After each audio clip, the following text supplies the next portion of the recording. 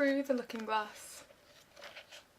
For some minutes Alice stood without speaking, looking out in all directions over the country, and a most curious country it was.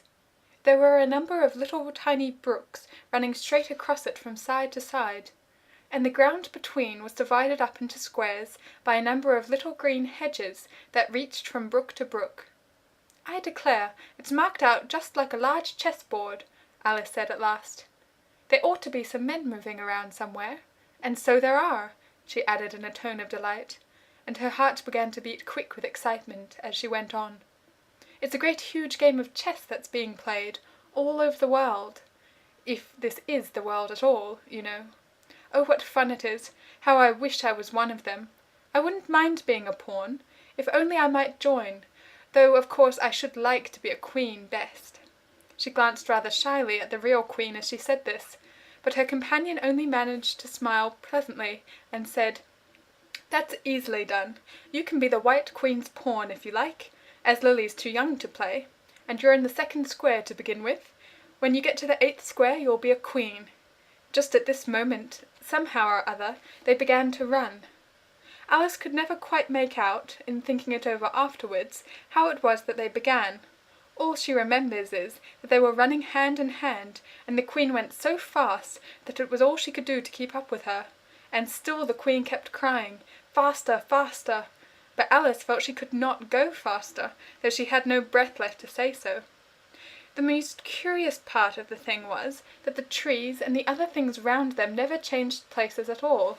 However fast they went, they never seemed to pass anything. "I wonder if all the things move along with us," thought poor puzzled Alice, and the queen seemed to guess her thoughts, for she cried, "Faster, don't try to talk." Not that Alice had any idea of doing that. She felt as if she could never be able to talk again. She was getting so much out of breath, and still the queen cried, "Faster, faster," and dragged her along. "Are we nearly there yet?" Alice managed to pant out at last. "Nearly there," the queen repeated. "Why, we passed it 10 minutes ago. Faster!" And they ran on for a time in silence, with the wind whistling in Alice's ear, and almost blowing her hair off her head, she fancied. "Now, now," cried the queen, "faster, faster!"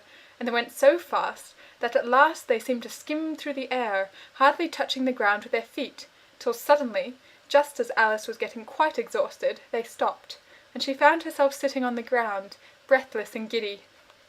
The queen propped her up against a tree and said kindly, "You may rest a little now." Alice looked round her in great surprise. "Why, I do believe we've been under this tree the whole time. Everything's just as it was."